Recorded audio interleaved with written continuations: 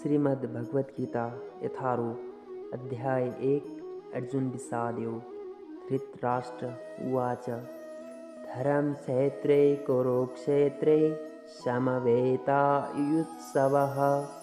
मामकाः पाण्डवाश्चैव किमकुर्वत संजय। धृतराष्ट्र संजयलाई सोध्छन्, धर्मभूमि कुरुक्षेत्रमा युद्ध गर्नको लागि एकीकृत भएका मेरा र पाण्डुका छोराहरू के गर्दैछन्। धृतराष्ट्र जान्न चाहन्छन् कि युद्धस्थलमा आखिर के हुँदैछ। धृतराष्ट्र अन्धो थिए, उनी देख्न सक्दैन थिए। उनी आँखाले अन्धो थिए, मन मस्तिष्कबाट होइन। उनलाई थाहा थियो कि उनी धर्मको साथमा थिएनन्, किनकि धर्म त त्यहाँ हुन्छ जहाँ श्रीकृष्ण हुन्छन्।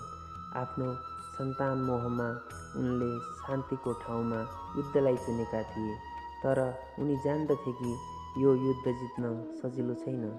आफ्नो जीवनमा जब हामी केही गलत गर्छौँ त हामी पनि जानिरहेका हुन्छौँ कि हाम्रो कर्मको परिणाम सायद राम्रो हुँदैन, र यस्तो नै धृतराष्ट्रको साथमा पनि भयो। उनी पनि यही डर र आशंकामा देखिन्छन्।